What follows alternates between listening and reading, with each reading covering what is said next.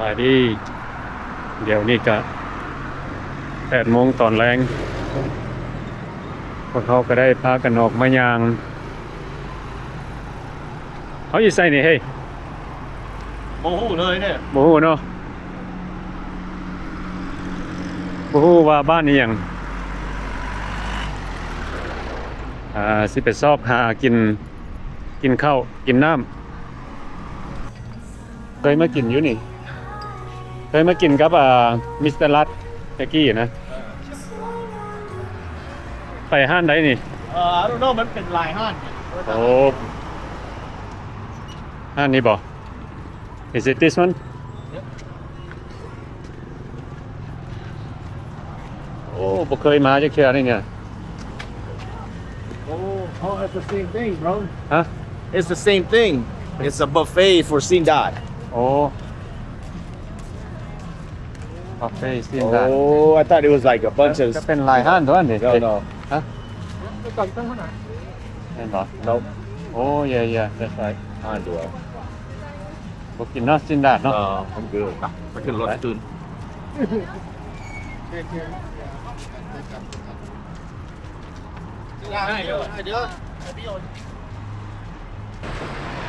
ทางคุณก็สิเป็น Holiday Inn กับ Crown Plaza บัดนี้มาฮอดอันนี้สิอยากใกล้สีหอมนี่บ่นี่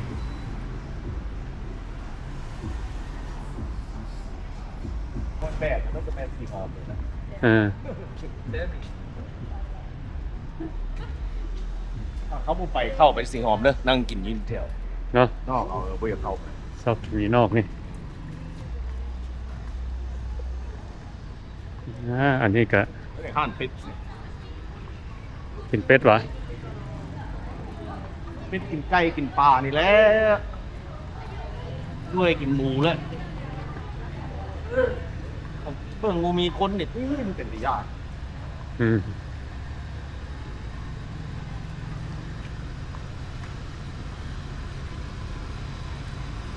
มาทางที่กับนี้รถหลายนี่รถติดอีก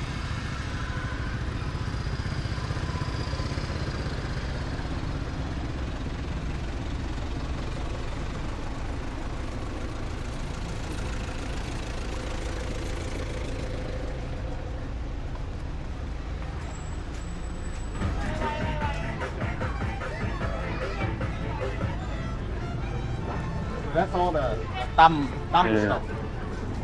มาฮอดอัน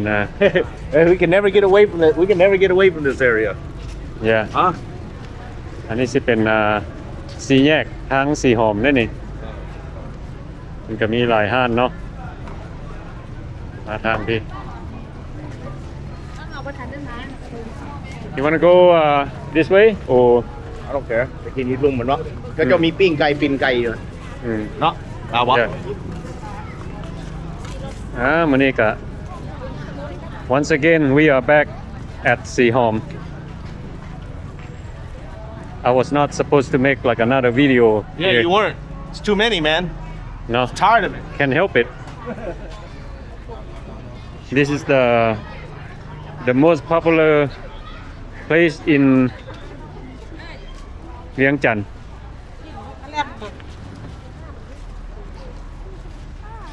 สีหอมก็สิเป็นบอนที่มีชื่อเสียงดังอยู่นครหลวงเวียงจันทน์ Mom told me to ซื้ออย่างไรเราก็นี่ก่อน ฮะ เราบอกให้ซื้ออย่างถามแล้วเมียนบัตรเรามาซื้อเดี๋ยวนี้ดิมันถึงกันเอา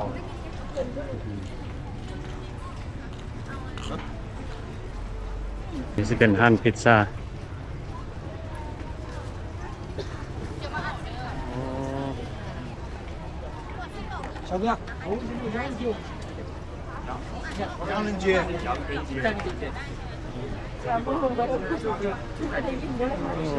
พิซซ่าขายดีเนาะ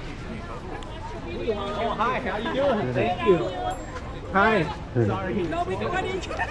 Okay. I watch you all the time.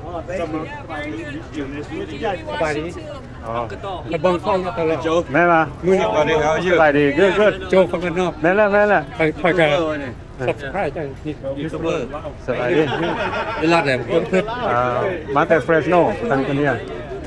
อันนี้มากกินแซ่บ มากินแซ่บนี่เห็น เวลาจะดีพวกมา บ่ พอเห็นผมคือก็ไปซุ่มแซวอย่างนั้นเต็มโล โอ้ เขาบอกเขาว่าหวังวันเมื่อไหร่เมื่อนึงสิเจอเจ้า อ๋อโอ้ กินเบียร์ก็สิเลี้ยงเบียร์เจ้า ฮะ เอาไว้เจ้าปอม วิดีโอถามมอดกัน เพราะว่าเขาเคยออกมายางว่าสิมาซอกเขา เป็นย่างเมื่อไหร่ครับเจ้าเรามาฮุก เอ เดือ อ พอเจ้าอยู่แล้วตัวนี่นะมาเห็นตรงนี้ก็สิเดินสงกรานต์แล้วก็สิกลับ อยู่ได้4 เดือนแล้วได้ข่อย โอ้หลานกับพวกนี้พวกนี้ก็ได้ที่เข้า2 เดือน เออ เขาสิอยู่เรียนฮอดสงกรานต์ ก็ซื้อรถจักรนะรถดาวเป็นสีแดงเดี๋ยวไอ้หวานเส้นโต๊ะนะครับ บอกมาน้ำกันจักคนเลยมาน้ำกันจักคน เมียกับลูกชายมื้อนี้บ่มาอันนี้หมู่จำทับแพงกับอยู่ฟลอริดานํกัน จะมาแต่รัฐแต่นะ เขาอยู่ฟลอริดาเด้ ฟลอริดาเนาะ พวกมันก็อยู่ใกล้ๆกันแต่ก่อนแล้วบัดนี้เรามาอยู่นี่เลย โอ้ เรามาอยู่นี่เลยก็อยู่ นานหรอก 40ปลายปี โอ้บำนานแหละ ไป60ตายแล้วเจอรี่แล้วค่อยอันเลยแล้วได้หน่อยก็ยามั้ง แม่น บ้านนัสบา กันได้หน่อยเอามาใส่อยู่บ้านเฮาพี่ใส่อยู่ลาวนี่เจ้ากับฟลอริดาคือกันเนาะ ฟลอริดาฟลอริดาเอาไปอยู่แคลิฟอร์เนีย อยู่เนโปฟอนมาเยอะใกล้คนนี้แหละอยู่น้ำกันนี่แหละแล้วค่อย บายโอ้ nice to meet you ดี มากขึ้นแท้ Yeah สวัสดีผมเจ้าอยู่ตลอด เจ้าไปหาหมอนอันนั้นบอกประแดกเราอ่ะพีเตอร์เศร้านะลาวเศร้านะ โอ้พี่ลาเศร้า พี่ลาซ่า เบียร์บอกกันเอง เห็นเราแล้วครับก็ได้เห็นก็ได้เราเกิดเลนเรียกเราบ่เห็ พอน เห็นเจะกินเบียร์กินมาปุระขวดสิเรียก แล้วเราจะเลี้ยงเบียร์ เบียร์ จิ้ว เอาวะ ฮะ กินได้บ่แล้วแต่ ไปซื้อ บังคับ 3 ขวดก็เขาที่เอากินน้ำเราไปนั่งเลยนั่งเลย ก็นั่งกินนี่เป็นยัง ได้มาเจอเอ้แม่ ได้มาเจอ FC อยู่สีหอมเนาะสีหอมในมาร์เก็ตว้าว ผมจะตลอดอยู่มื้อนี้ก็บ่โดนเนาะเก็บแล้วหักเงิน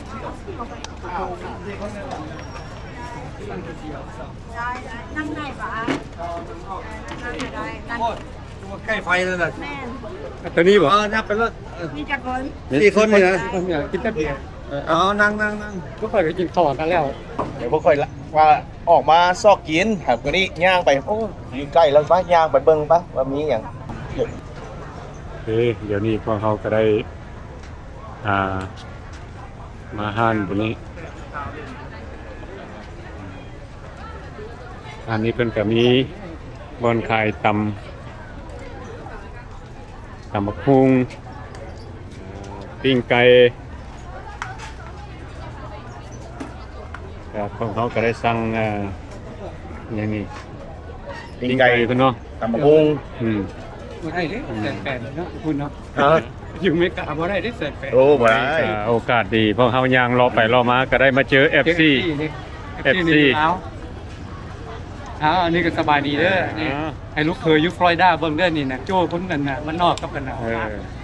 กินแซ่บนี่ ได้มาเจอ เพิ่นบังเอิญโชคดีเจอเพิ่น อืม ก็เลยมื้อนี้มาเลี้ยงเบียร์กับเลี้ยงไก่เพิ่นมื้อนี้ อันนี้ยกน้ำ เด้อกินเลยเด้อ โอเคthank you ยินดีที่ได้มาฮู้จักแนะนำตัวเองให้พี่น้องอเมริกาได้ ค่อย อเมริกา อยู่ฟลอริดาเขาฮู้จักข่อยหมดเทียนโดเนี่ยแถวโอโรเวดาเขาฮู้หมดเขาพาดีแอนิมอลดิ โอ้พอดีนะโอ้โห I like that yeah อืม แต่ all the way to Jacksonville ลงไปไมอามี่ก็ฮู้คน โอ้ ปัจจุบันนะครับปุ๊บซึมแซวตลอดหมอนี่จื้อข่อยเสือกับบ่จื้อเพิ่นมานี่ โอ้ กันออกนี่ปุ๊บนี่จะเห็นรถเขาเบิ่งลูกเคยก็สิเห็น โอ้เจ้านี่เป็นคนมักมวนเนาะ มักดินมักกินมักมวนมีหยังเขาก็ใจก็เพ่ อันนี้แหละเขาว่า เริ่มกันปุ๊บ คนเฮาน่ะ มื้อนี้เฮาเลี้ยงหมูมื้อหน้าเฮาบ่มีหมูก็เลี้ยงเฮา แม่น มีไฟมีม้าแน่นอน เดี๋ยวจะหักแพงกันเบิ่งกันพวกค่อยแบบนั้นแหละ แต่ผู้นี้บ่ปานไหนได้ดื่มเอาตามที่เฮา เจ้าก็บ่ปานใดบ่ครับ บ่ไปบ่ปานใด เห็นบ่ ไป คอยนี่ดื่ม อืม ไปมื้อนั้นก็กินซองเชียวกับลูกชาย3พิเจอร์ทั้ง2ลิตรเพิ่ง โอ้ กินอยู่บ้านอีก อืม กินก่อนก็ออกมานี่เพิ่นหมด2ขวดใหญ่เลยมาก็มาเอา โอ้ ซื้อแล้วมัน อืม กิน อันนี้แหละเนาะคนเฮา enjoy life เนาะกำไรชีวิต โอ้กระเท่าเลยดิคอยก็ได้ เจ้ามาลาวนี่โดนปานใดล่ะมา ไปมา มื้ออื่นน่ะไปได้เดือนหนึง ได้ เมียเราจะเฮ็ดแค้วเขาอยู่บนนั้นแพง อืม เขาอยู่คน15,000มาเฮ็ดอยู่เนี่ยแล้วดีใจกันมัน700 โอ้ แบบแค่ซื้อพี่นอกพี่ยนต์ทั้งกินทั้งอยู่ทั้งเซาทั้งแรมทั้งเซามัดบ่ฮอด15,000 เนาะแล้วก็ได้สบายใจเนาะ ชีวิตคันเมื่อกี้เนี่ยเรายางมาเนี่ยแล้วอาจจะเห็นเจ้าบังเอิญบ่มาเนาะ2เสียวก็ดีใจได้เห็นพวกเจ้า เอ้ดีใจคือกันได้มาเจอ เจอกันครับแพงกันไป แทนเจ้านี่ ตลอดอ่ะ แทนเจ้านี่สิอยู่ลาวโดนปานใดนี่นะ ไปหากระจายเพิ่นเมื่อวานอีกเดือนหนึง เออ พัดวันที่16 เดือน3ข้ามไปไทยพอเมียก็มีพี่น้องทางไทย เออ ต้องไปเลินน้ำเพิ่นจักเดือนหนึงแล้วลูกชายจะไปพัทยาพี่น้องเขาสิพาไปตักเดินสงกรานต์เมื่อวันที่13พุ่น สบาย กลับวันที่14 15 16เดือนอยู่ฮอดเดือน5วันที่4ครับ เดือน5วันที่4โอ้ ครับ สิอยู่โดนเติบเนาะ เนี่ยประมาณ4เดือนก็ไปมาเลย เดือน รีไทร์เลย ว่าไอ้รีไทร์เลยเนาะ คนรีไทร์9ปีเลย ส่งผัวเมียรีไทร์แหละได้กินเงินเรียบร้อยเนาะโอ้ เอาคำที่ว่าฟังรถก็ได้ประมาณ 2,600ต่อคนเมียก็พออยู่พอกินสักเอง 2,600ส่งผัวเมียโอ้ยมาอยู่ลาวนี่แต่ว่า โอเคอันนั้น เออ good ผมมันก็กินมา9ปีเลย อื นี่ ม ปีที่9ทีแรกมันก็ได้ปัญหา อืม ทีแรกมันจะ เออ เจ้ากับหูมันจะได้กิน every year มัน give you a raise อืม 2 จุด 3 จุดเพราะไม่ไปกินกันหมอเราเมียอยู่นี้ โอ้ไอ้นี่เพิ่นเมาเมียยืนอยู่นี่ อาหารเราเนี่ยจวนน้ำปูเนี่ยทานซูซี่บอกกับแม่เนี่ยน้ำเนี่ยเจียว โอ้ยใส่ไปเฮ็ดไปกินจะไปรีวิวให้ อืมสิไปเฮ็ด น้ำพุ ถ่ายวิดีโอเนาะ เนี่ย มากินแซ่บมักได้นี่มักไปถ่ายวิดีโอ ไปกินแซ่บๆนี่ ข้างออฟไดเดอร์ ขอบใจเด้อว่ะ ข้าง โอ้ น้ำพุเนี่ย ก็เจ้ามีดีเจเหรอ เบาออฟไดเดอร์อันว่าตื่นตึกเก็ตตัน โอ้นั่นเย็นเลยนะ ใกล้นี่ตัว ไม่ ขอบใจเด้ออยู่นี่ตัว แต่ว่าไอ้นี่ก็มาแต่ฟลอริดาพุ่นเนาะมาอยู่ลาวนี่โดนแล้วว่าไอ้ขอถาม3 ปีแล้วโอ้แบบอยู่เลยเนาะ อยู่เลยแล้วมีบ้านมีเงินมีสารมีทางกำลังที่เจอพวกเจ้าเนี่ยบุญหลายแล้วเจอพวกเจ้าวันนี้ยังเบาๆเลยที่บนท่านได้โดดเลยที่ไม่เห็นสักผมก็จะสิเจอไป เมื่อวานนี้เมาอยู่เมื่อวานนี้ไปไปวินเวสไปวินเวส วินเวสวินเวสก็ใกล้ๆบ้านไปเลยไปอยู่ข้าง บอกเนี่ยผมไปเห็นเมื่อวานนี้ ๆว้าว ตัวหัวยาวไปครับ เขามันบ่มักสไตล์ฝรั่งปานนี้เขามักเสียกิน แล้วเมื่อก่อนนี้ก็ไปแคนมูนฟังเพลงไทยเพลงลาวเมื่อก่อนเขาก็ไปใส่ก่อนไปใส่อีบุ๊กลึงหลายก่อน เขาทำหุงเจ้าดิ อืม ถามอยู่บ่ได้จะบ่ได้โคเดอร์จะบ่ได้จำกับมัน อ๋อ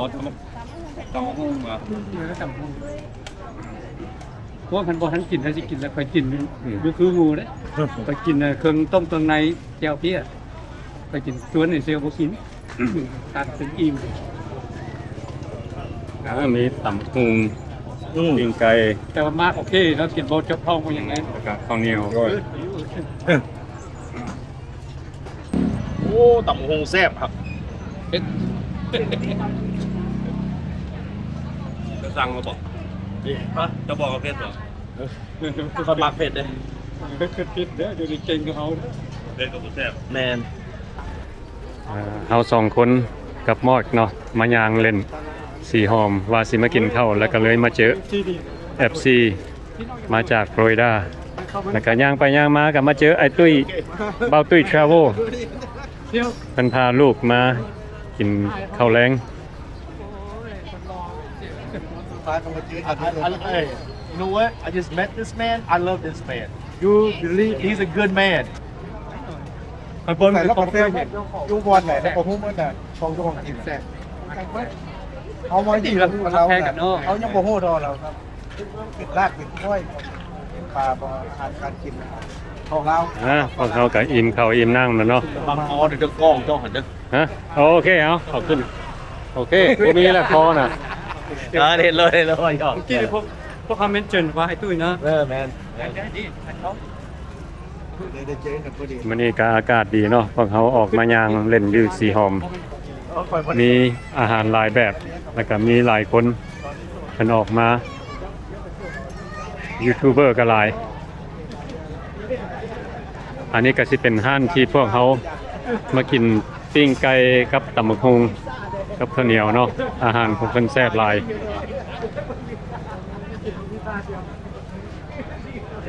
โอเควันนี้พวกเขาก็สิได้พากันกลับแล้วเนาะย่างออกไปทางนี้แล้วก็สิพากันออกไปเลยวิดีโอนี้ก็ถ่ายให้เบิดทุกคนได้เบิ่งน้ำกันเนาะแล้วก็เป็นจังไดก็ขอบใจเบิดทุกคนที่เข้ามาเบิ่งวิดีโอของเขา เ